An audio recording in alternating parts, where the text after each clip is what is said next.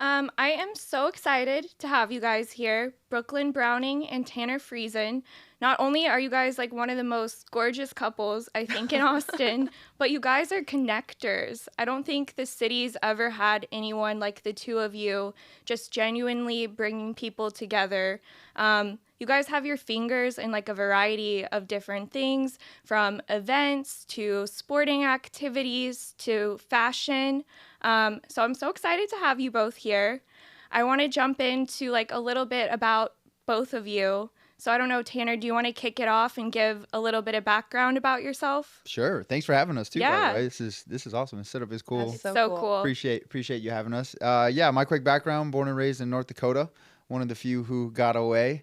I've been here for like 4.5 years, and I've met one person from North Dakota here. So not too many of us get out. All my friends are back there having babies, raising a family, and all that kind of stuff.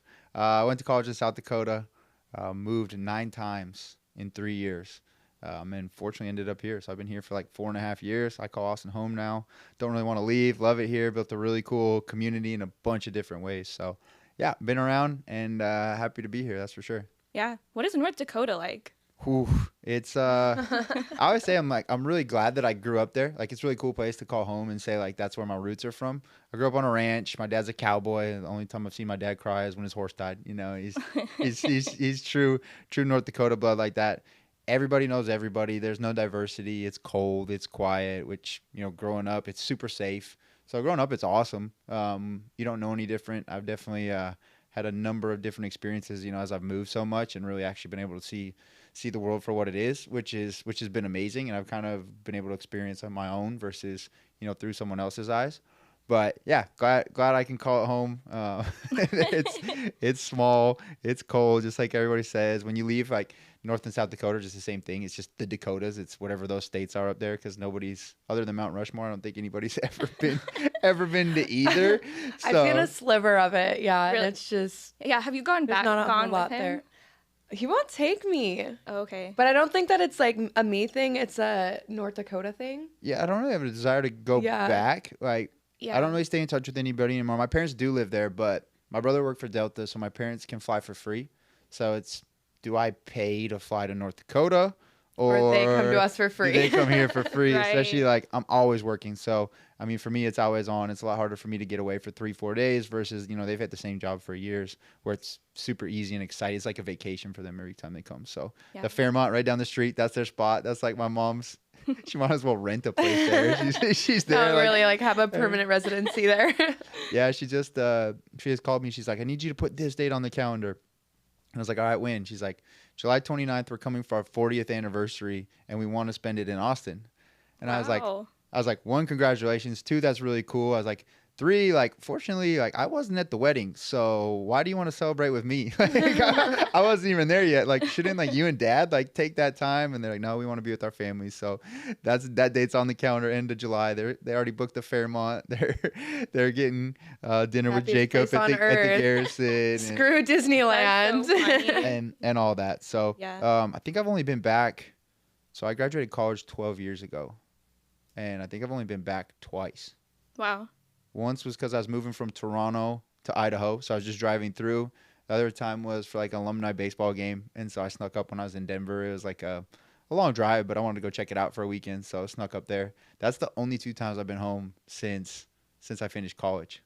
Yeah, you're really not selling like North Dakota to me. Like, I don't really know if I want to go visit. I mean, there's I'm not trying to. There really isn't. There's like, as far as like, so North Dakota is the least toured state. They have it's called like the 50 Club because it's the 50th state most people visit. So it's always like the last stop. South Dakota is awesome. So I went to college in Rapid City, which is where Mount Rushmore is. Black Hills. It's like one of the most beautiful landscapes ever. But it's just kind of like this little hidden gem, southwest corner of South Dakota that's, you know, drop dead gorgeous, but just nobody knows about it because it's so far out of the way. Your only options is to fly into some, you know, small airport in the middle of nowhere. So it's unique. Yeah, I don't need to sell anybody. It's a nice little kept secret. Yeah. How long have you been in Austin? 4.5 years. 4.5 Yeah, years. yeah. I moved here from Denver. I was in Denver for 4 years. Then I moved down here. Been here for 4.5. Yeah. So this is the longest place I've been. Wow. That's amazing. What Yeah. about you, Brooklyn? I have been here for 3.5 years now. I moved here May 2019. Okay. Yeah, I came straight from Idaho. I'm from Boise, Idaho. It is a great spot to live. It's a beautiful spot to visit. I love Idaho. Lots of mountains, gorgeous. Definitely would go back, but would not live there ever again. Just not a whole lot. I feel like for young entrepreneurial people, I guess, I don't see a future there at all. Kind of why I got out. Yeah, I was born in Missoula, Montana, and then I moved Boise, Idaho, and then I went to school there. Went to Idaho State University in Pocatello, transferred to Boise State, and then I moved here about 3 years later, and I call Austin home now. I mean, I love this place, and I met literally my entire family here. Honestly, we have the coolest people here. Everybody is so. I don't know. Everybody just really uplifts you here in Austin. I feel like everybody's young, entrepreneurial. We're all here, honestly, to find a better version of ourselves. And I feel like that's kind of what what I did and kind of what we have landed ourselves into. But yeah, I love Austin. Yeah. And then how long have you guys been together? 3 years. 3 years, almost 4. Yeah. Wow. 3.5. Yeah. And then we were talking about this the other day, but how did you guys meet? We met at a workout class. Yeah. Yeah. Yeah, so our buddies CJ and Izzy were doing a workout class at South Congress Hotel. And so there was a room in the back, and they had a couple of partners, and they wanted to do a workout, just show the space and stuff like that. And so we hotboxed like 60 people in there. Like the floor was completely drenched. Like you couldn't walk on that floor, not like step in sweat. Or like a slip and slide. And it was great. we didn't meet there. We were in the same class. You showed up late, I think. No, I showed late. up on time, just like the last person. Yeah, she got the last spot. She didn't actually meet me at the workout class. I had to take a picture of her and some of my friends. Wait, what? I was the guy behind the camera. I was the one that she asked to hold the phone so she could take a picture with. Yeah, I don't remember this. I don't remember this, but apparently he was the one that took the photo. But a bunch of us, like a dozen of us, went out to brunch afterwards, and then we ended up sitting right across from each other. So that's how we actually met and like started talking. Was the rest like history after that? Pretty fast, like super fast. Yeah, very fast. Yeah, definitely. Yeah, you were supposed to go to work that afternoon. Yeah, it's kind of a crazy story. So I actually, I was working this, I had just moved here. It was probably, we met in like end of July. End of July. I moved here in May. I didn't really have any friends. I was working this job just to kind of get me by until I got into what I wanted to get into. I was like bartending and serving.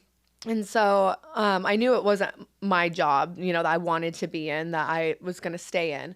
And so it didn't really have much value to me. And so I was supposed to go into work that afternoon. I met Tanner and all these awesome, cool people. And I was like, okay, they're all going out to get lunch, and they're going to Barton Springs, and they're going to go out, do all these fun things. This is my first time meeting people in Austin. Am I going to just quit my job just on the spot, which I do not recommend doing. It's not a good look. Don't do that. But it was life-changing. And so I just called my boss and I was like, hey, I'm not coming into work today. Basically, I quit and I didn't go into work. And then I was able to go to Barton Springs, and that's really where we hit it off, was at Barton Springs. But got to go there, met him and all these amazing, fun people. And so that's what changed my life here, honestly. If I never would have just said, F it, quit my job, go hang out with these people, I literally would have we probably wouldn't be together at all right now. And I wouldn't be friends with any of the people I'm friends with now. Isn't that crazy? I feel like an instant. It can change your whole life. Yeah. That one decision. I was like, and it's not me. Like, I've always kind of been like a goody good with that kind of stuff. Like, like straight A's, like be like top of my class, do really well in my job, like successful, yes, and like shy to call in sick and stuff, if I'm like dying. But I was just like, you know what? The universe is telling me that I have to do this, and I don't know anybody here, so I'm lonely. So I just because it's not like we even like begged you or like you got to come with us. No, we were just like, this is what I don't even know if like we invited you. Yeah, we just told you what we were doing. They were like, we're gonna go here next. Like, do you want to come and stuff? And I was like, I have work. I literally went home, and I was like, I'm not getting ready for work. I'm gonna go back and meet them. So I like put my swimsuit on, like, made sure to wear an extra cute one.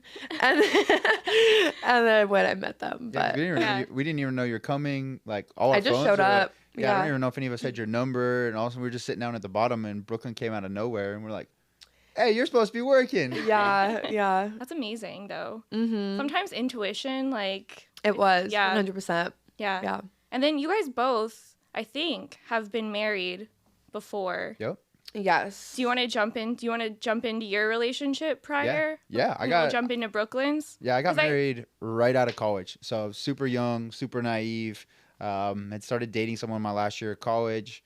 I knew with my new job I was going to move around a lot and didn't really take it that serious. Didn't really even think of anything. And then I had a conversation with my parents like right before I graduated. And they're like, well, what are you guys going to do? I was like, I'm sure she'll just come with me. And they like put this weird pressure on me. Like, you're not moving with your girlfriend. You know, I grew up in like a very religious, like conservative, family.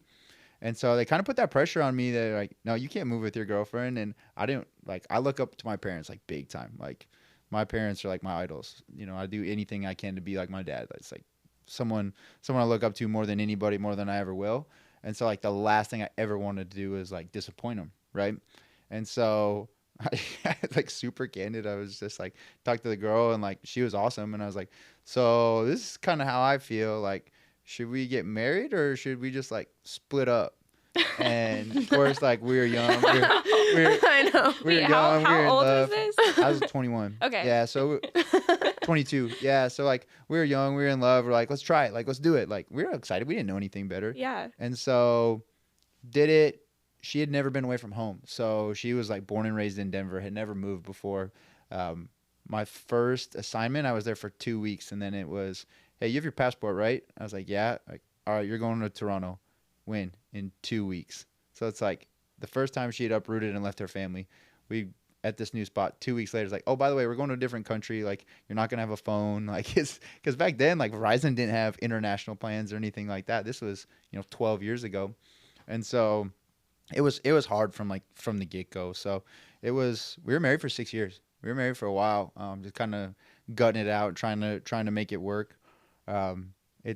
It's amazing to see that like if you made a list of like all these things that like you really need that have to be perfect, like we lined up on almost all of them, and it still wasn't good enough just because you lose your individuality, you forget like who you are, you become dependent on someone, and like, firsthand I saw how dangerous that was. Yeah. But yeah, so after moving 7 times in the first 2 years, I was like, all right, this is fair. Like, I get it. Like, this is too much. This is not cool. Got a new job, moved back to Denver with her and was supposed to stay there. And then got an opportunity to come down here for work. And I was like, the hardest thing was like, oh no, I have to have this conversation. Cause like the opportunity was amazing for me. Like, it's what I wanted to do. But what came with it was exactly what I didn't want to do.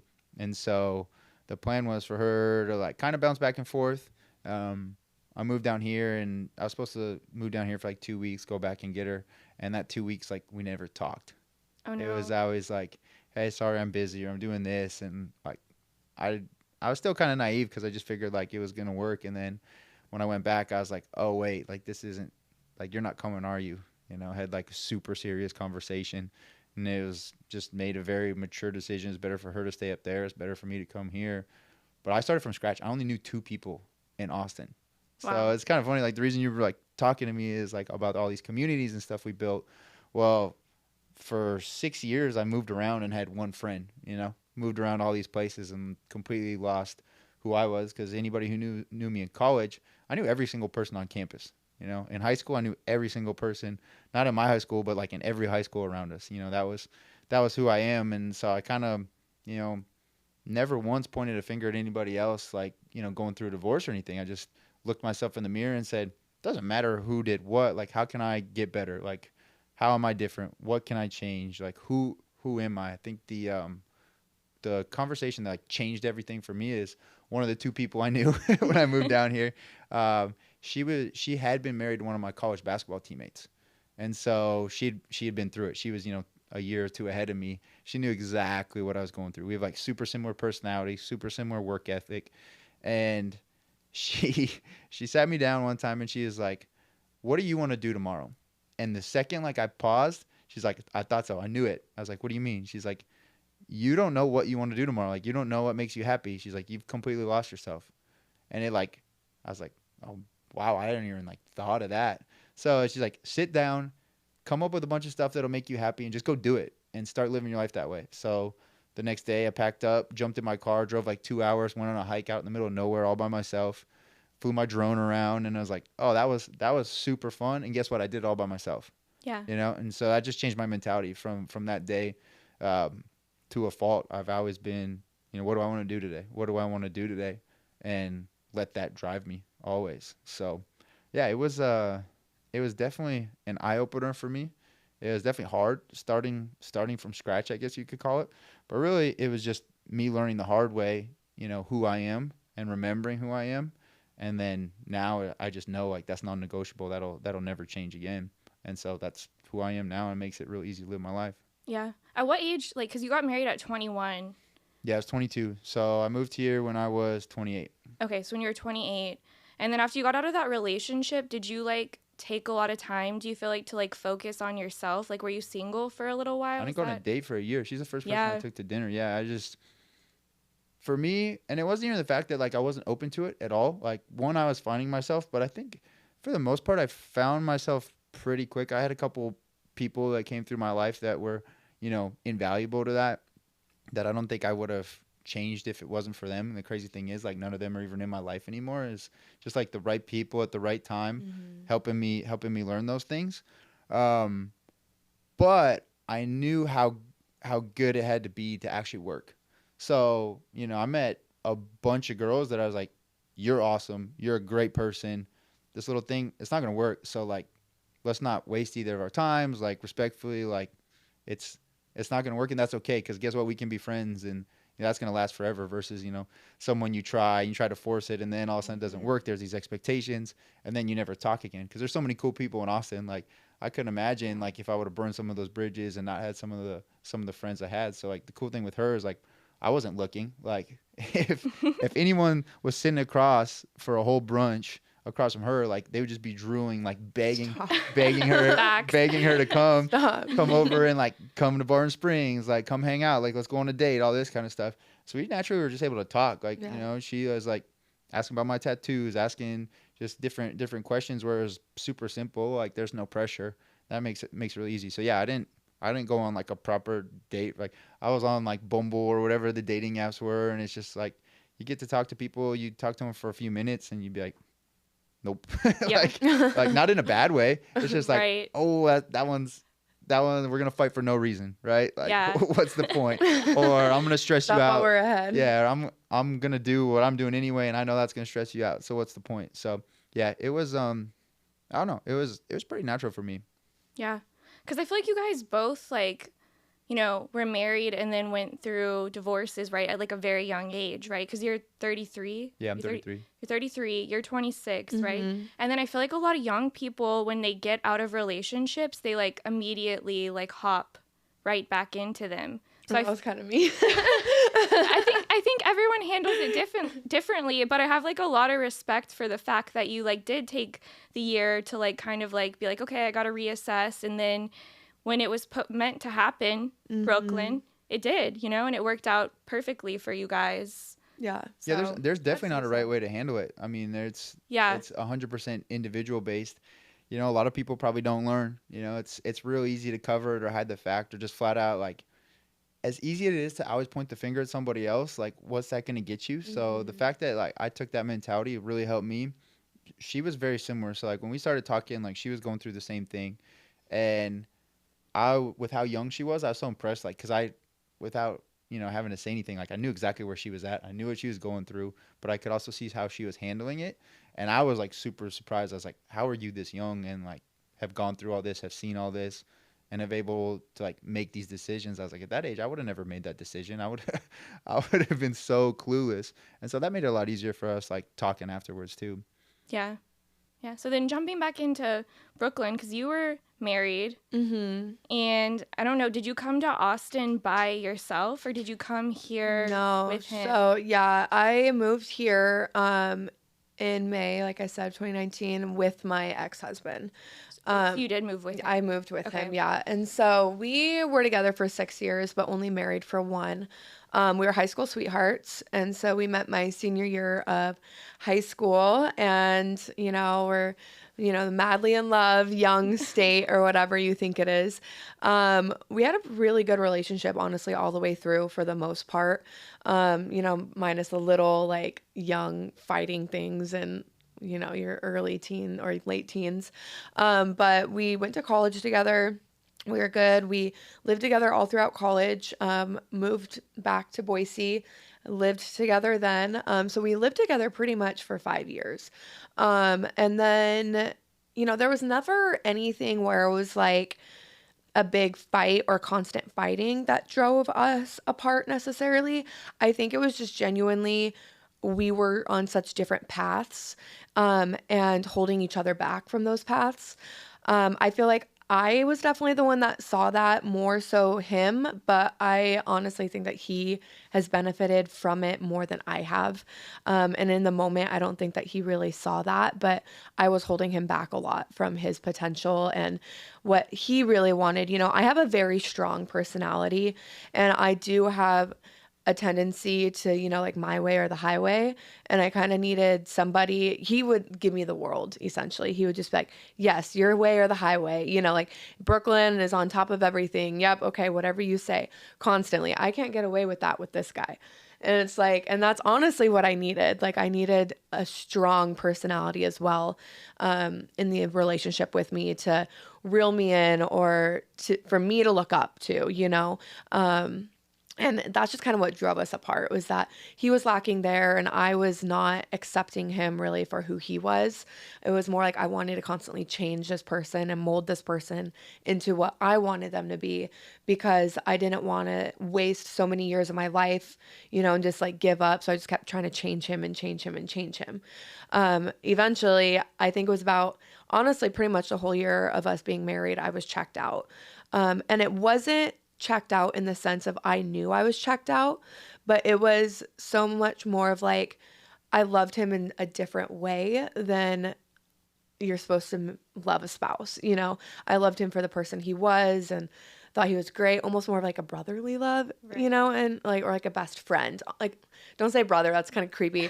A best friend type of love. And so I just stuck for so long because I was just like, well, I love him, like, of course, like that's how it's supposed to be. So, and then I moved to Austin, and it was, in my head, I was kind of thinking, well, maybe things will change, once we move, and maybe we just won't have all these other people around us or like looking at us like a fresh start. That's just what we need for me to like get back into like this love with him, and it just made it worse. Of course, you can't just move somewhere and then expect it to be better.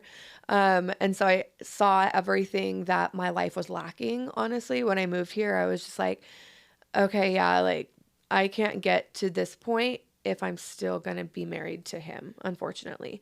And it has nothing wrong, nothing to do with him being wrong or him, nothing, he was great. He was a great person. It was just our lifestyles weren't going to end up matching up together. So I broke things off shortly after, met Tanner. Honestly, it was just very unexpected, very unexpected how fast I met him, because I was just in this state still of just kind of like, okay, this is, my entire life just changed. And like he was saying, my best friend is now not my best friend anymore. My best friend is gone out of my life. What am I going to do? So it was like, he was like my angel that came in, but I was at the same time like terrified, because I was calling my mom every day, like, am I able to do this? Like, and I was like, Mom, like, he wants to take me out to dinner on my birthday. Like, I don't know if I should do this. And she's like, Brooklyn, don't do it. And then I like explained everything about him. She's like, oh my God, do it. Don't let him get away. Shout out, Mom. But, yeah, so that's kind of my story. And I still talk to my ex here and there, mainly just checking in, like, hey, like, hope is all is well, like, happy birthday, or, just random things like that. But we both wish each other nothing but the best. And I'm just very fortunate to have somebody that I was married to like him, because it could have been ugly and it wasn't. And I feel like I still will have a friend no matter what, or have somebody to go to no matter what. But I feel like that was the type of relationship it should have been in the first place, you know, and now I have that. So it's good. Right. Yeah. I mean, because you guys were so young too when you were married. I always wonder, like, because I always look at myself, right? I'm like, so, because I'm single. So I'm like, if I get married, like, I would be terrified to, like, give up, like, the financial aspect, right? Like, if I'm not making my own money. So, like, in y'all's relationships, like, were you guys, like, 50-50? Were you the provider? Like, what did that look like in both of your relationships? Just curious. We were both pretty similar. I was a provider for sure. Yeah. By the way, shout out to Cass being single over here. I know. Yeah, I mean, yeah, I was 100% the provider. We were literally moving around for my job, so Yeah. it was I didn't really have an option. I was working anyway, so yeah, that was all a lot of the pressure on me, and that made it hard. So I would be super curious, like what it's like, you know, after actually establishing yourself and then like giving up that freedom. Because like when I got married, we were both young, broke, had nothing else, like nothing to our names, right? Like paid for my own wedding, like out of my pocket. They cleared out my savings account, ring, wedding, done, right? broke as can be, starting from scratch. So, you know, being in the point I am now after like establishing myself, like finances are tricky too. So like trying to go out and like merge that with somebody, it would be super interesting. Yeah. Yeah, that's crazy. I mean, you guys like were both kind of like I feel like the provider, and then you guys came together too, which is cool because like obviously you both had like that hustle and kind of motivation and fire that you guys like both brought together too. So it's so weird, like when she pulls out her credit card whenever like if we go out to dinner or something like that. I'm like, what are you doing? It really is weird. Yeah, you know? that's but funny. yeah, that's an interesting point too. Yeah, well too because you're talking about your parents like their 40th wedding anniversary. So we know that your parents were like really conservative. They're from North Dakota. Are your parents the same way? No, not really. My parents are separated, but remarried both when I was very, very young. So I got very lucky. I grew up with two sets of parents, and I don't care what anybody says. That's 2 Christmases. That's double set of dinners and presents and all the things. But I got very lucky as well. My step parents are both the most incredible people. I mean, he's met them, and they're the sweetest people. But I would not say super religious. My mom's side, way more so. Yes. Mother grew up religious and everything. My mom's whole side is religious. Dad's side, not so much. I guess my grandpa was a pastor though. My dad's dad. So I guess, yeah. But I did not grow up super religious. No. We were in church, but my mom more so was kind of like, okay, well, you pick your own path. It was never forced upon me, I want to say, but we were definitely exposed to it.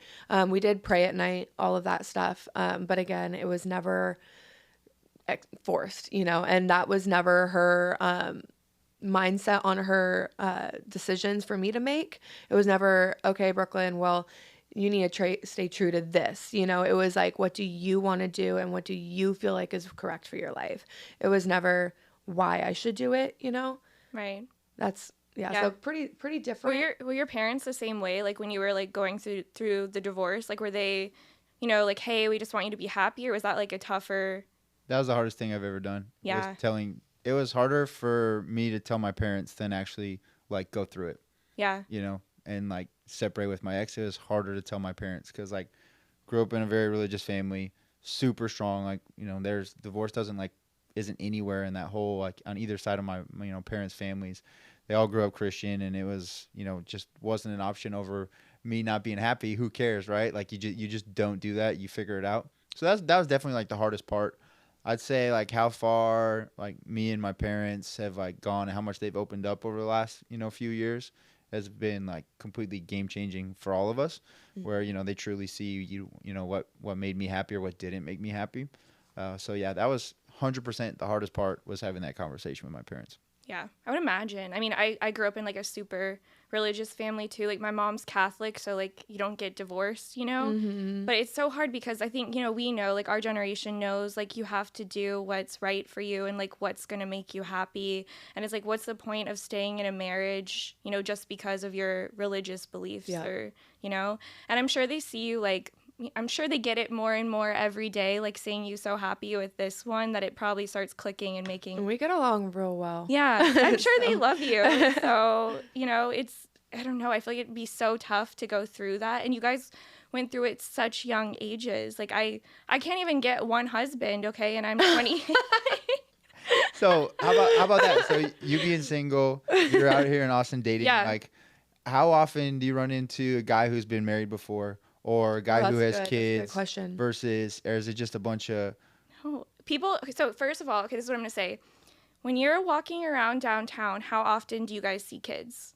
Okay, we always talk about that. Kids do not exist in Austin at all. Thank goodness. I do not. I do not know where they all are. Like they like walk into the borders of downtown and they just like drop into like an abyss because they do not exist. Every like dogs. Every time. No, they turn into dogs. Every time I see a kid, like I was going to book, I'm like, what's that? What's that? What's that thing? Like, Yeah, kids don't exist. So, like, any of the guys I'm ever dating or talking to, they've never been married. I don't think they ever want to get married. I think they want to run around, like, so it's the downtown. opposite. So it's a bunch of guys that you don't trust, like, if they take it serious. Yeah. Are these like dating app guys for the most part? Yeah, I feel like... I don't know if it would be different, but I feel like having kids is like more of like a non-dating app thing. Like on a Right. dating app, I feel like less people have kids. Just I don't know. I feel like that's more of like a younger Right. or like It is, yeah. you know what I mean? But even running around Austin, too, like I never even thought about this. Just like all my like guy friends, not one of them is like, oh, I just want to settle down and have a family. Like none of them, That's you know. true. Like, And all of our friends a are like different over 30 too. Really? So, yeah. Yeah, so it's definitely a different culture here, huh? So you see it, I guess, Yeah. out there when you're dating. Mhm. It's wild. So is it hard to trust a guy then on a date if you're? It's not hard to trust a guy because, like, I feel like at this point I have very high standards. Good. Like, I know what I put up with and I don't put up with. And then, like, I'll start talking to a couple different guys and I just kind of run them around in circles, seeing. Watch out, boys. I know. I should not have said that. Not run them around in circles because I'm, like, obviously interested in them. Yeah. I'm just, like, who's going to actually, like, show Put up? them to the test. Yeah, and treat me the right way, Yep. So that's kind of what I do. I think the best thing to do is put them around your friends, Yeah. and like before it I even agree. like gets to the point where you're like dating. Like if there's a guy you're kind of interested, like super casually invite him out with your friends and just see how he like meshes with everybody. Yeah. I'll just make you guys vet. I'm going to vet them. We're very good at I'll just that. bring them I around. don't know if our friends would agree, Yeah. I feel like you guys can detect it. but I'm very harsh with my I was gonna with say who my, like so who my friends bring around. I'm like, who are you?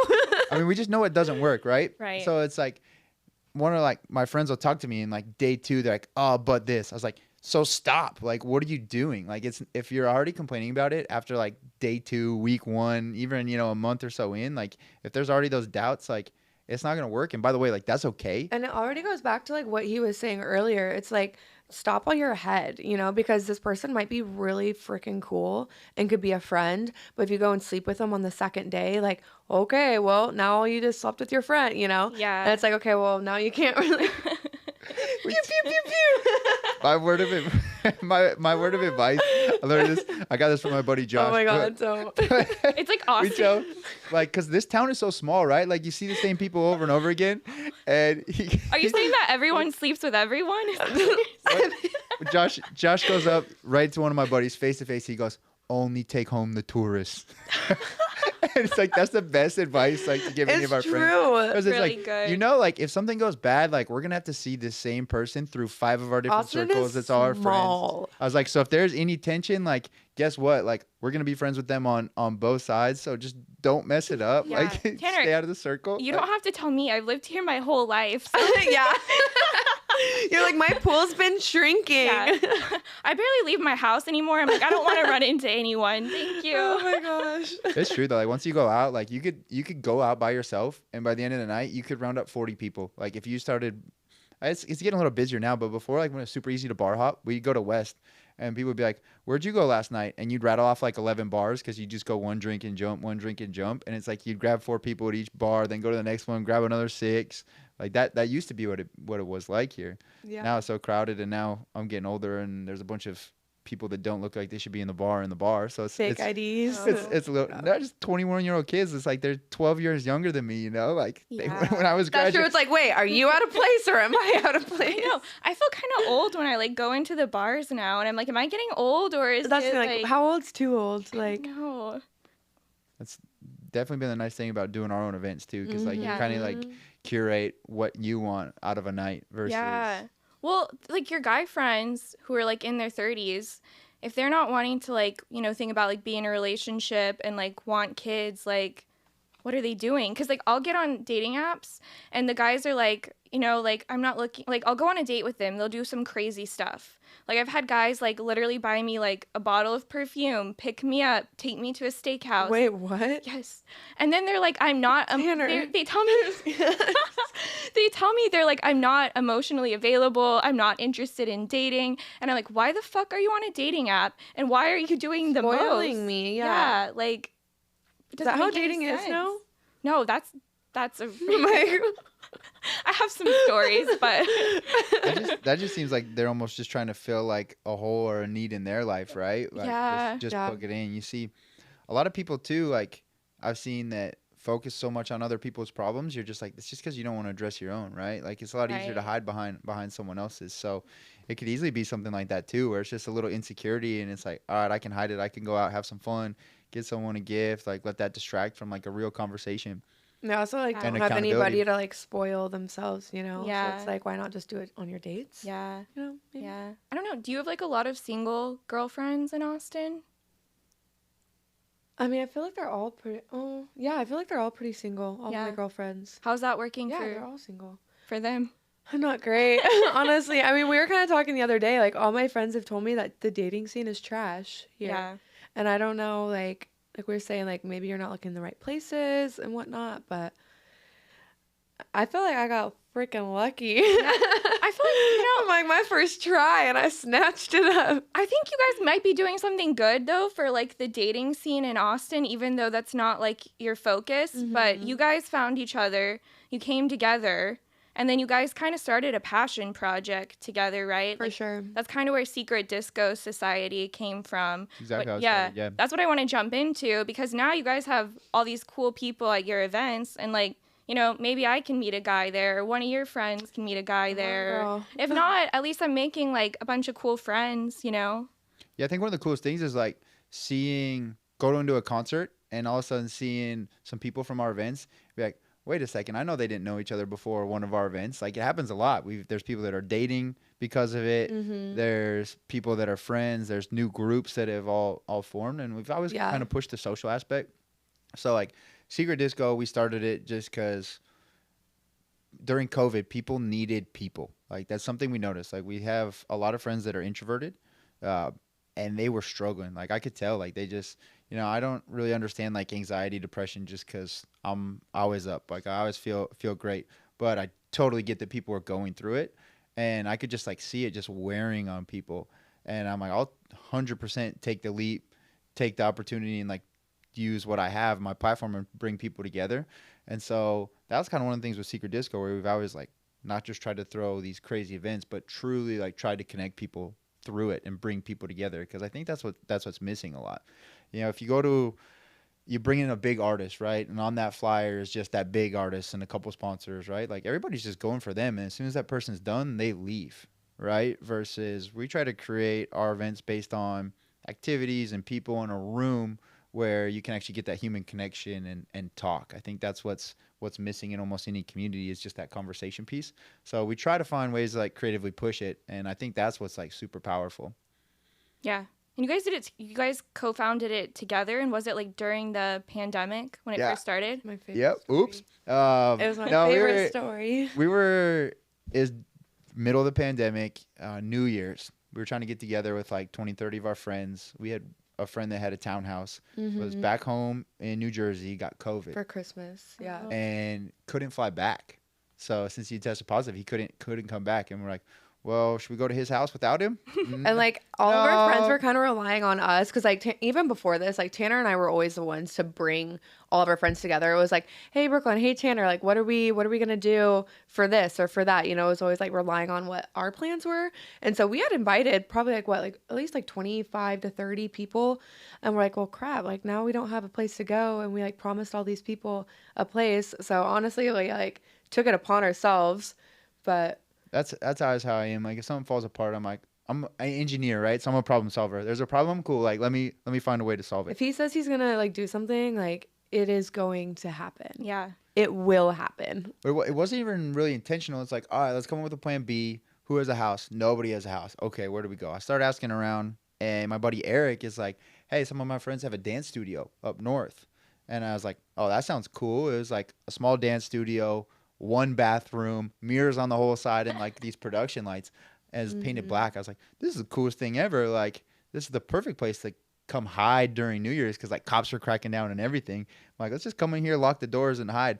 It only had 1 bathroom. And so we made a sign that was like, if you're a guy, go pee outside. Yeah. Yeah. And it was like a tiny bathroom too. But yeah, so we threw that together on like less than 2 days, and like 60, 70 people showed up. BYOB, like we all threw in $10 to pay the dance studio so they could get a little bit of money, and then they could clean it afterwards and We stuff like like went to that. Party City and got like prom decoration. my You know, like the God. really, The really decorations were so bad, like spiraled.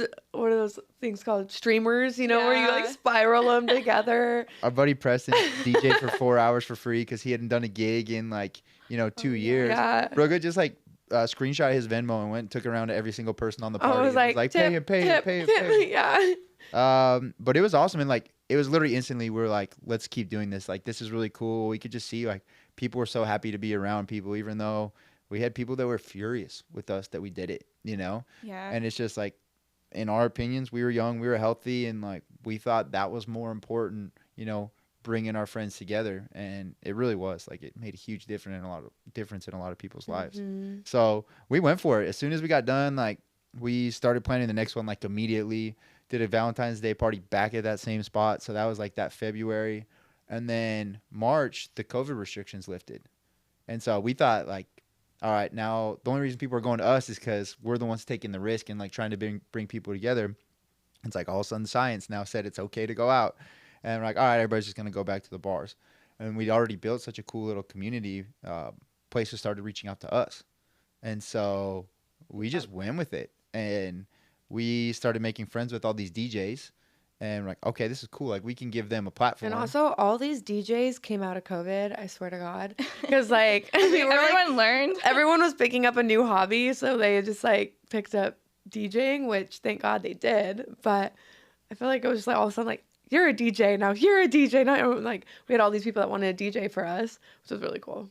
So yeah, we just took it and ran with it. And we've kind of had like some core values to the whole thing. So it's like we're community based. Like we want to make an experience too. So we've had a bunch of people ask, well, why don't you do this every single week at this spot? We're like, that's just the same thing over and over again. People We are don't just want to gonna- be just another event company. Yeah, We like want it to be a special curated event. Yeah. Yep. Do you, So do you guys have like a number of events that you like try to do throughout the year? You just kind At of least once a month. But yeah, about once a month. But like the first kind of by year, opportunity. almost 2 years, it's like we're throwing stuff on 2 weeks notice because someone come up to us and be like, I've got this venue. Like, what do you think? I'm like, oh, let's come up with this theme. Like, let's get everybody dressed up. Let's do it. You also kind of got to be careful because now that shows are back, like there's so many big shows where we're not going to compete if there's a giant show at the concourse, right?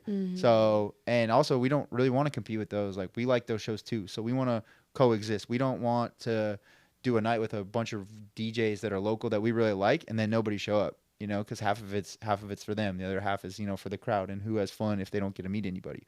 So we don't plan super far out like on purpose, but yeah, I'd say we probably target like 1, maybe 2 a month. We don't like to overdo it for sure. yeah. Yeah, because I've gone to a couple of them and they're like amazing. Like they're so much fun. I feel like you guys always have a theme. There's always good people. Like I told you guys the other day, like I get sick of going into somewhere like Mayfair and seeing like the same people that are always just buying bottle service. Like who knows what they're doing with their life. Like I feel like the people at y'all's events are like on the pulse of Austin. Like, not only are they young and cool and nice, they also have like successful careers and like a lot of other For things sure. going on. So it's such like a nice environment to like make friends and like meet new people. And then you guys always do like different themes, which Yep. I don't know. That's my favorite part. I'm like, I think my whole closet looks like dress up, so I'm all about love like that. a theme. Like, it's so fun. So Yeah, and I mean that's the thing. Like we want people to get excited for it. You know, like I mean, I have one of our friends, Heidi. She is always dressed to the nines, and she gets so excited about our parties, and she'll like send me like a screenshot, like I just bought this for this party, and I'm like, that's exactly what this is supposed to be. You know, people getting excited and planning and being like, okay, well, I got my costume. What are you going to wear? You know, and like telling their friends. And it's like, she almost makes me want to dress up more, you know? So it's like one of those things where I'm not just like going to the bar and just like dressed in this. I'm like, okay, I want people texting me like, what are you wearing? Okay, well, I'm going to wear this. Like, what do you know? Because it's exciting. Yeah. Especially for women. I don't know so much for men. Yeah, I don't know. Is that I fun love for you? dressing up. Okay. Dressing up. Yeah, I was like, dressing up is so he much has fun. a bigger like dress up closet than I do. I'm not even kidding. Really? Oh, yeah. Yeah. He's always Well, he is buying rocking, things. He's rocking pink hair right now too. Facts, yeah. So he's definitely down to dress up. He's a little more out there than I am, I will say. I lost a bet. I had to. I got volunteered for a bet, Yeah. and she was gone for 2 weeks. So I said, I'll just I'm like roll literally with never it. leaving again. I like it. I No, got it's that, cool. Got that It's sphere cool. pink. Yeah, I never would have thought like 3 years ago that like I would be an owner of two different companies, and both of them, their main color is pink. You know what? And my like whole thing is like pink. I love pink. So we got pink lighting. You're like the king of pink over I here. love it. Yeah. It's like a lot of Works pink. out. Yeah, Yeah. we got a lot of people to rock it and realize, Right? realize Yeah. it's cool. So Yeah. So that's awesome though, because you guys started out with like the New Year party, and then how quickly did you realize like this is something we're building an entire business? Because you guys have like big sponsors now, like alcohol brands, like Beatbox Beverages, and like I've seen a few different alcohol Tequilas companies. and all Yeah. sorts of stuff. yeah, almost every alcohol company in town has reached out to us. We've had different dating apps, all sorts of different companies reach out and sponsor us, which is really cool. I think like the best part about it is I've got a real job, so I've never looked at it as a business. Almost everything we make, like we'll try to reinvest, whether it's in our equipment, in our DJs, in our staff, like overpaying people, like because we're so grateful for what they do. We haven't really flipped that switch and try to be like, all right, how do we maximize profits? What is this? What is that? We make sure that we don't lose money on any shows, and we roll with it. That's the only reason we charge is because that way we can cover our costs. If it didn't cost us anything, it'd be hard for me to charge anybody. That's like who I am. I just want to create a really cool culture. This. I really love when we get to do free events. Like we actually love that. Yeah, it's my favorite thing to do is just open the door, right? Like make it as inclusive as possible. There's been so many times where it's like still slammed, and Tanner will be like, all right, like stop making people pay. And I'll just like open the door because like he just wants everybody to be there and enjoy it, obviously like towards the end of the night. But, it's not one of those things where we're just trying to monetize, which yes is nice. But at the end of the day, it comes down to our community. And are they going to feel like they have a home with us? And that's kind of what I feel like Secret Disco strives to do, Right. We have no discount codes, no guest list, right? Yeah. We do a cheaper ticket the first day always for whoever wants to support us no matter what. We don't even announce the show. First day, here's our pre-sale. If you want to get it, great. If not, then here's the ticket price, and all that is for us to get to a number and cover it. And nothing's so, outrageous. Yeah, we try to make it affordable. The person's like, hey, can you get me in for free? I was like, hey, like, the only reason I'm charging is it costs a bunch of money. Like, if you can help support me, great. If not, like, go grab a free drink somewhere else. Like, appreciate it. But it's like, it costs like any event costs like thousands of dollars to produce. Like, people have no clue. Like, sound is super expensive. I mean, we're in a podcast gotta pay our studio. DJs. Like, this stuff is so expensive. Yeah. Like equipment, DJs. Like, we want to pay them great. Like, we want to pay them better than anywhere else in town if we can, right? Like, that's because we appreciate them so much.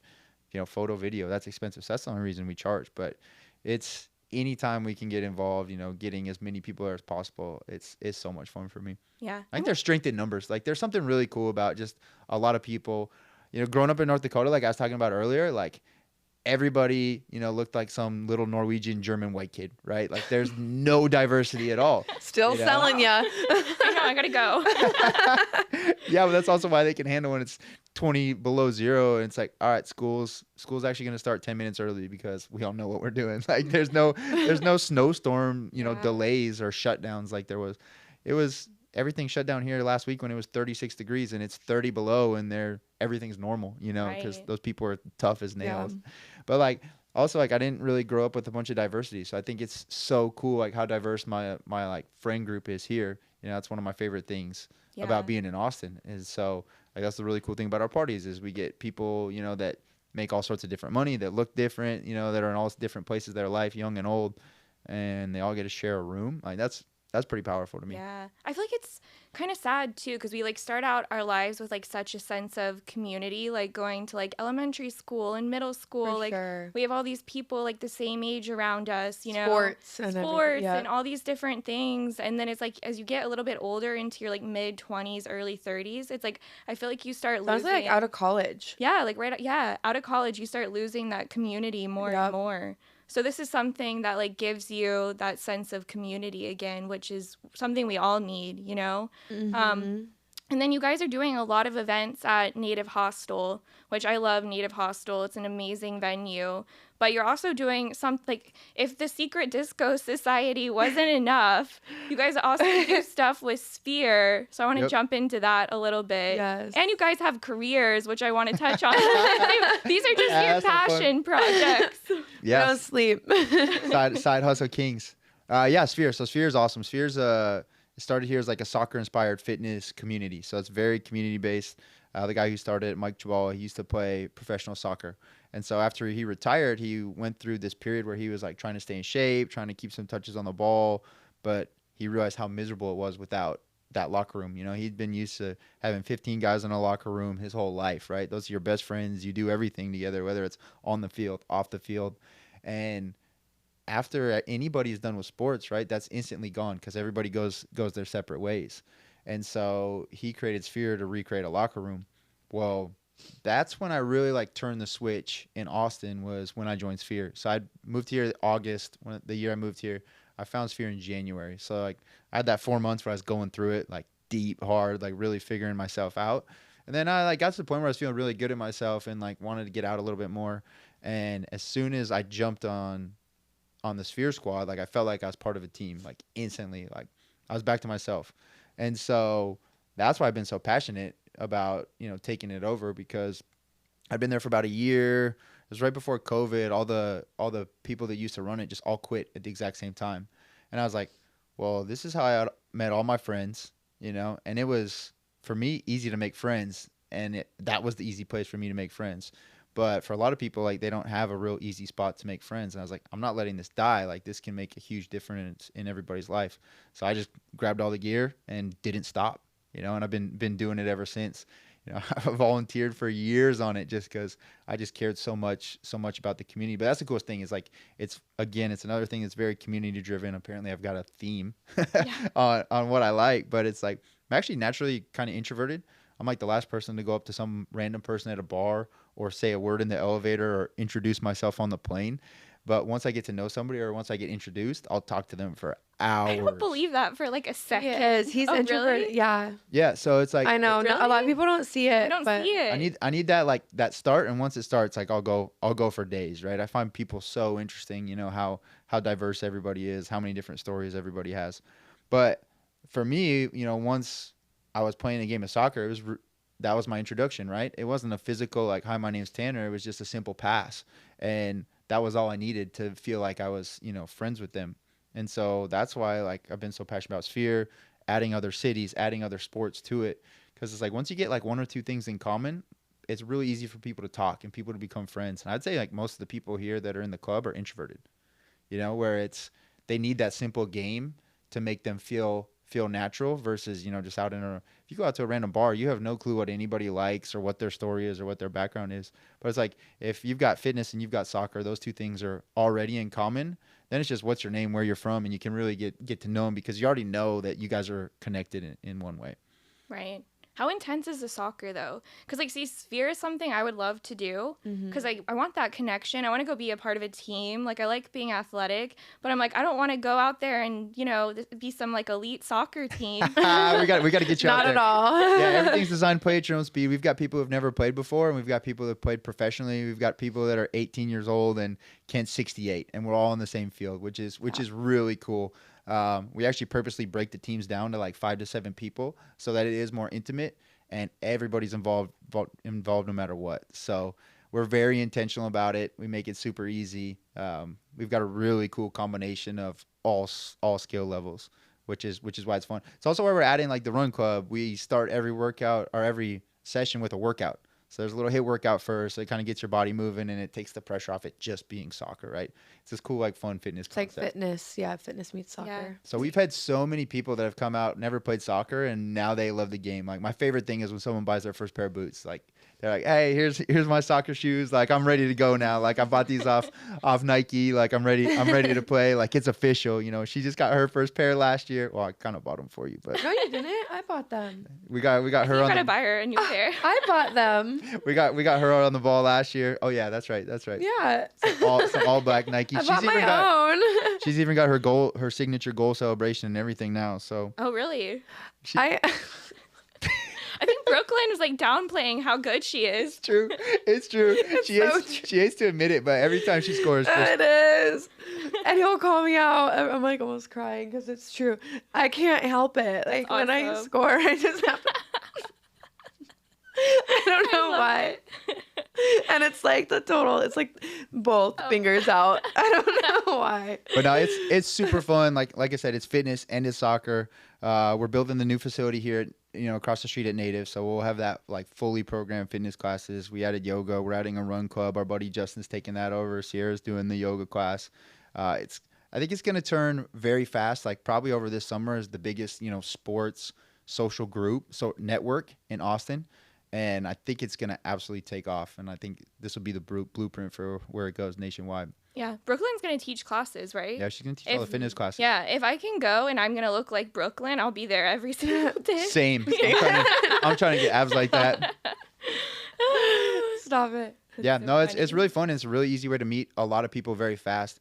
And that's the other cool thing about it is like the group is so diverse where I may not have that connection with you, but I've got this group of 100 people in this club and it's like, oh wait, you're from Colombia? So are these 7 players. Wow. You know? Oh, That's one of the coolest parts, I think, is that there's like so many countries involved in this. Like, it is insane when they go around and it's all the different accents too. Because you start with a huddle and you go around and introduce yourself. They all have such different accents and different names because they're from different countries. So it's like these names you can barely pronounce, but it is. I don't know. I think that's one of my favorite parts about going to Sphere. it's so honestly. cool. Yeah, because I've It never is met anybody insane. from South America, from Wow. Central America, from Mexico. Like we have Like so people many. that Argentina, like all sorts of places. And So it's like, cool. like people that you never would just go up to and just talk to, because there's that fear of diversity and, all of that kind of is natural.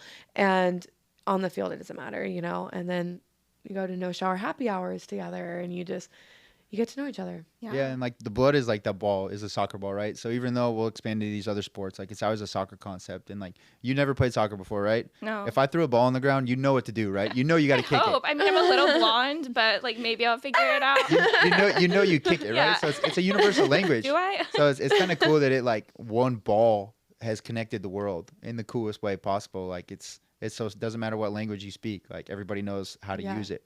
And so yeah, I think that's the coolest thing. And it's like I said, super powerful way to bring a bunch of people together. Yeah, you guys are huge connectors. Like I love it. Huge. Yeah. Like Power in numbers, and also like I think if you get the right core leading it, you can kind of curate the culture. Like I honestly think like people's perception of Austin in the next couple years is going to be based on what a group. There's a really good core group in Austin that's doing some really good things, and they keep bringing in really good people without egos, with like minds that are the same, and instead of trying to compete or instead of trying to get on stage and look at me, it's how can we work together and change everybody's lives. And it's like last night we were at Highbrow Lowbrow. We were with Matt from the Riser Nation podcast. We were with James and Chip who run Highbrow Lowbrow. All the people we were talking to, it's like, wow, like there's not an ego in here. Like these are the people that I would go to war for. I would do anything for. If they call me, anybody called me right now, anybody in that whole circle would call someone else, be like, hey, my tire, I got a flat tire. I'm on the side of the road. It's raining. Every single one of those people would rush over there to like And there was hundreds. do what they can to help. wow. And so I think there's a group that's already locked, and I think the culture in Austin in the next 2 to 5 years is gonna stem out of that. Like I really do.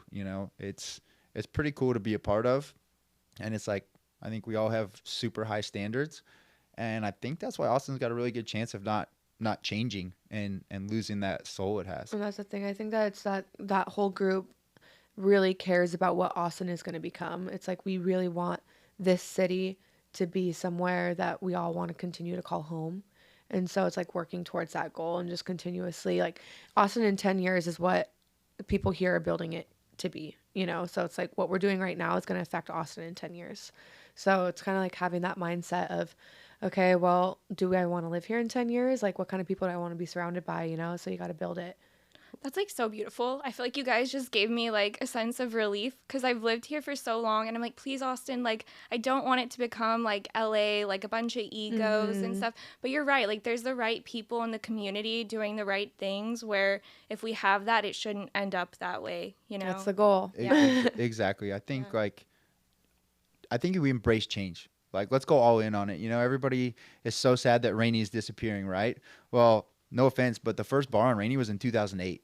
Like the only reason we know it is because that's our little timeline, right? Like we had to kick a bunch of people out of their houses before. Like why aren't we mad at that, right? Like but it was like the bars made it really cool, and now all these skyscrapers are gonna come in, and there's gonna be new bars, and it's gonna be really cool. Like we got to embrace that. I think as long as inevitable, as long as Austin's culture doesn't change. So like let's go all in. Let's let Austin change, but let's keep it super inclusive, right? Like it doesn't necessarily have to be a bunch of weird hippies like it used to be, but it's always been this welcoming place where it's this, you know, giant melting pot of all these different people moving from all across the country. I think like the nice thing about Austin is it's so far away from anything else. Like the only cities we're close to are Houston and Dallas, and the people that move there come here because they don't want to be there and they want to be included in our culture. Otherwise they would stay.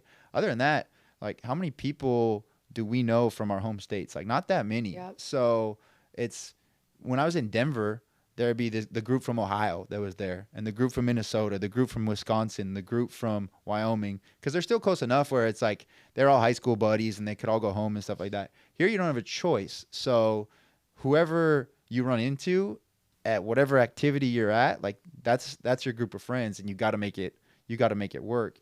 And I think Austin is so inclusive and welcoming. That's the culture that it has, and that's, I think, what can't change if we want to keep Austin and grow with it. So I mean, we still want to keep Austin like a little weird, you know? Like we want to keep it really weird. Yeah. Keep it original. Yeah. Again, I mean, I just shouted out James and Chip from Highbrow. They're some of the weirdest people I know. As long as those guys are in control, as long as some dude with pink hair is got a little bit of say in it, it's gonna stay weird, but it's gonna be fun as hell. And it's going to be open to anybody who wants to be, you know, part of something special. Yeah. Are you seeing like a lot of tie over between like Sphere and Secret Disco? Like people going playing soccer and then coming to like the events you're hosting? Yeah, I think it's kind of intentional. Like I kind of wanted all my worlds to collide because, shoot, I work 80, 90, 100 hours a week. You know, I don't care. I'm probably always working. I don't really turn it off. And when I turn it off, I fall asleep. Ask her. Like I go till I drop. And I think Antonio from Native like said it best. He's like, I'll work 80 hours a week as long as I get to pick which 80 hours there are and what I'm working on. So for me, it's like I'm only doing stuff that I'm going to be involved in. I'm not working 40 hours for somebody when they tell me to, right? Which is kind of nice. Like I'm on my schedule. I'm doing what I'm super passionate about. So I'd say like Sphere, that's why I'm so drawn to Sphere, is because it's not just like this soccer complex. It's not just this like fitness group. It's very social, you know, and it's all about music and energy, and that's what I feed off of. Which is so hard to find at your age. Secret Disco is energy and connection and people. So it's like, to me, they're the same thing. They just use different things to connect people. Right. Yeah.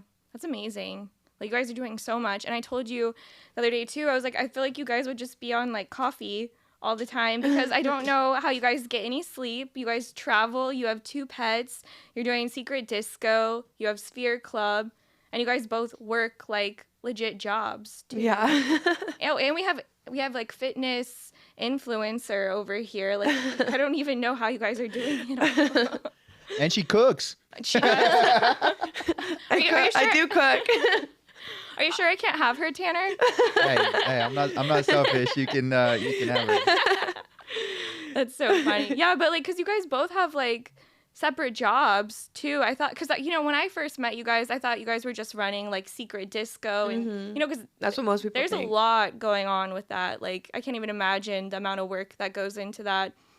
But you're like an apartment locator, right? So you're always helping people like find apartments. And then you're an engineer, which I literally thought you were like a software engineer. And then I was like, oh shit, no, Tanner's like a real engineer. Yeah. Because software engineers are not real engineers. All I work with is like software engineers, and they play like Mario Kart at the lunchtime. You know? Yeah, the term engineer gets thrown a lot. Like I went to all engineering school, but it wasn't like those weren't even options. It was like the actual engineering, chemical, mechanical, civil engineering. So I've got a civil engineer degree. I do heavy construction. So I did tunnels for 3 years. I did skyscrapers for 10 years, and I'm doing like high-end commercial rebuilds. So it's real like construction and engineering, not just I'm an engineer because I've got a computer.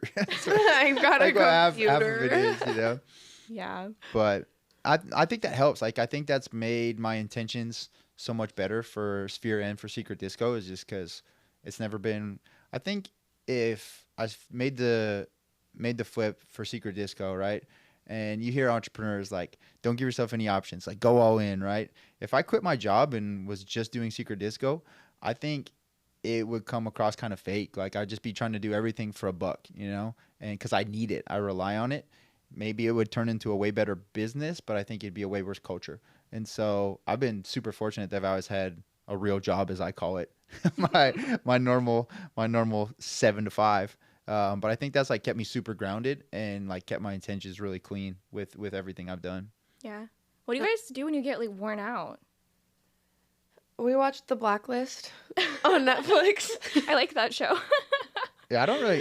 Yeah, like she gets mad at me. So like she's every night. She's like, get off your phone. And it's not because I'm like just 9 texting p.m. random people. 9 It's p.m. like, drop the phone. I thought of this, and if I don't write it down, like I'm gonna forget, you know. And so it's like my brain is just always on. I think of the weirdest stuff at the weirdest hours. But it's He'll like literally we'll just be like laying there and like watching like TV or something, and he'll like grab his phone and do something. I'm like, what are you doing? And I look over and he's buying like 100 dolphins on Amazon. Dolphins? And I'll be like, Yeah, why that are was you? genius. Why are you? Dolphins? We What? Like blow up dolphins? That's just one example. for last year we bussed like 400 people out to Coda for a concert. So we're like For Secret Disco. Yeah, me and a couple of my friends, like getting out to Coda is miserable. So we're like, let's get a bus. Called up my buddy, he owns Ninja Buses. And I was like, hey Sticks, I think we want a bus for Coda. He's like, how many do you have? I was like, I don't know, probably like 40 to 50. He's like, well, it's 40 people to a bus. Like, do you want 2? And I was like, well, why don't I just post on Secret Disco and see how many we can fill up? And within hours, we filled up like 6 buses. Yeah. Wow. And so I was like, how many buses do you have? And he's like, I got 10. I was like, give us all 10. And so there's 3 or 4 different concerts last year where we bussed 400 people out. Wow. It was amazing. Out to Coda. But I was like, when we went out to one like a few years ago, we all put name tags on. And so when you're walking around the whole concert, everybody like knew who you were. They just randomly say hi to you, and we thought it was fun. I was like, all right, well, it's going to be dark because this was a late one. I was like, how do we know where all the people who rode out with us are? And like, how do we distinguish ourselves? So I bought 100 inflatable dolphins and passed them out.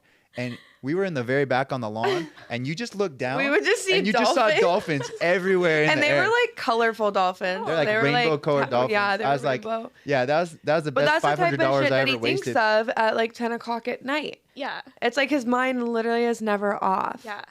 And I'll be like, put the phone down. I'll like look, and yeah, it's like 100 dolphins or chickens or whatever it's gonna be next. Yeah. We have a 1-bed study, and our study and a storage unit is literally just full of like props at this point and like costumes. As it should be. And 100 dolphins and 100 squeaking chickens and all sorts of stuff.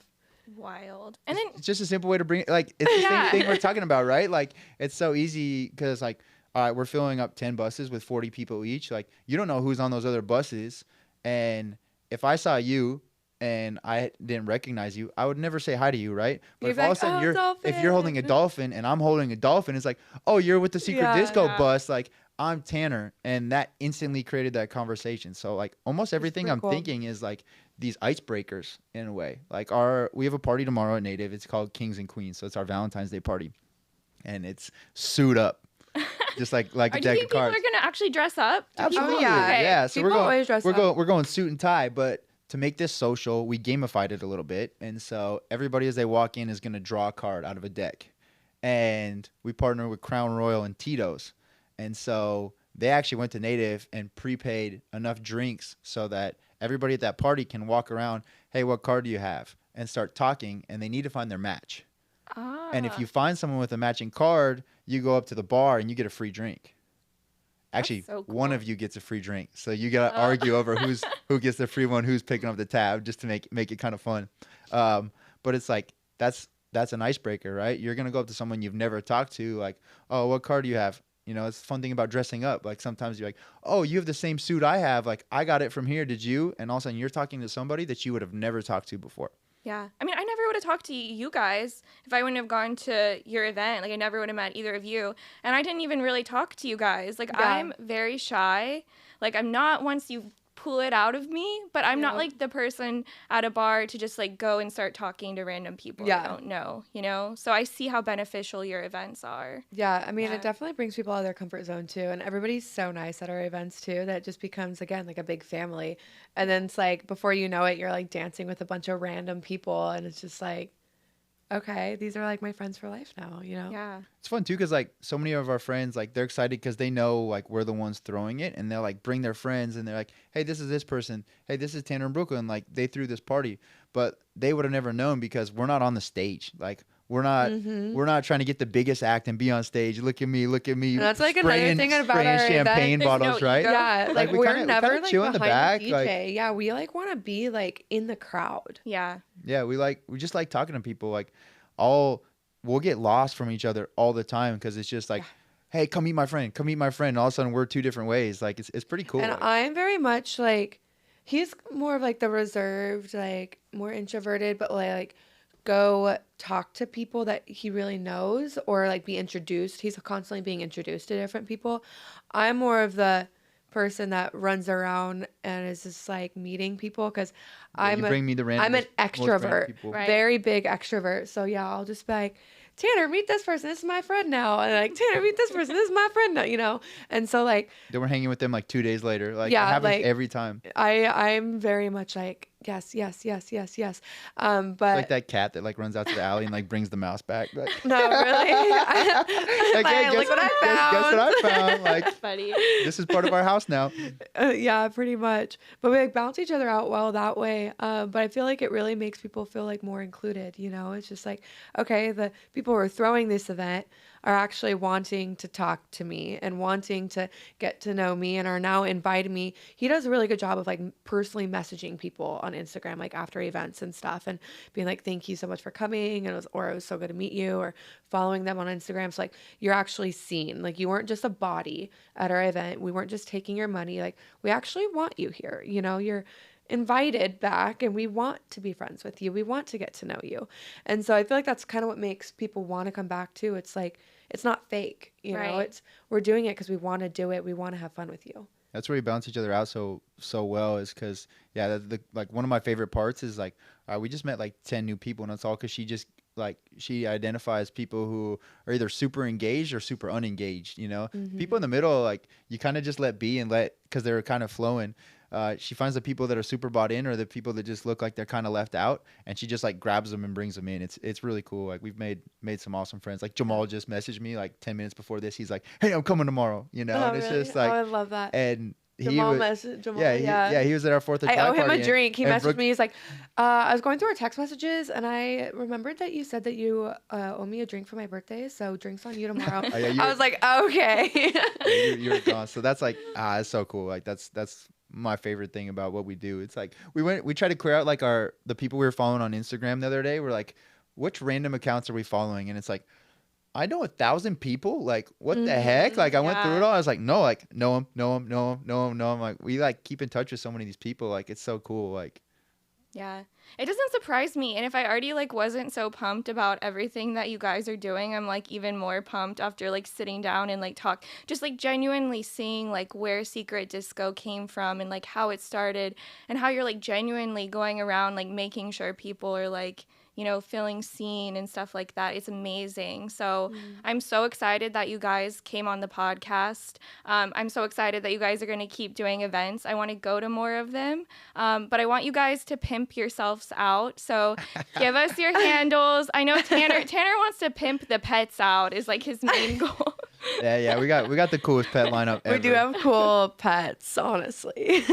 Yeah, we have a Doberman and we have a hairless cat, and they're like the coolest combo. They're like best friends. Like the cat's just a kitten. Like we both like kind of wanted the same pets. I almost got a hairless cat like 3 years ago, and then I was moving in with the roommate, and Kevin was like, I refuse to have a cat. But now he loves her. And so I'm like, all right, whatever. Like I just won't get a cat, right? Like it wasn't the end of the Yeah. world. And so now I finally got the cat. So, They're so cute. So He's cute. but yeah, I mean, thanks for having us too, by the way. Yeah. So it's cool, fun. like, most of our conversations are so quick with people, like even at events and stuff like Mm-hmm. that, where it's like, hi, nice to know you. Like, hey, let's go out to a show, right? Or a music show or go play soccer with it. It's like hard to like sit down and actually, you know, tell people our stories. Like a lot of people don't even know like we were both married before and stuff like that. So like Yeah. this is Yeah. really cool. I Good like experience. It. Yeah, I like podcasts like as a platform because I feel like you get to like sit down and have those like deeper conversations, you know? Because like I'm that type of girl. If I go to a party, I'd rather just like sit on a couch with one person and like fall down a black hole. I love that. I couldn't do that. I can't sit No, down. you could not do that. Like I'm like popcorn, just pop, going one or the other. But no, thanks for having us. Yeah. Yeah. yeah. Where can people follow you? My Instagram's Freeze Tag. So my last name's Friesen. So it's a little play off that. I'm Freeze Tag. My brother's Freeze Frame. So we had some fun with it. FRIESE_tag. And then Sphere Club's at sphere.club. Secret Disco's secretdisco.society. Brooklyn. And you can, my main account is Brooklyn B Fit. That's Brooklyn, B is in a B, and then FIT. Brooklyn B Fit. You know? Awesome. Thank you guys so much. Like this was so fun. Like I haven't got to do a Thank you. podcast with like two people, which is it's Wait, are we a different. first? You're the first. You guys like popped my three people Three cherry podcast. But Love it. I wouldn't. There's not another couple that I'd rather have on to do this. Thank so, you. Yeah, thank you It's guys. been a lot of fun. And, I like, appreciate awesome. it. Yeah, this is like one of my passions. So it's so nice to have you guys like help support that too. So Yes. We'll help anywhere I Yeah. can. We love what you're doing and happy to help. You know Yeah. us. So Yeah, this is Awesome. great. well, thank you guys.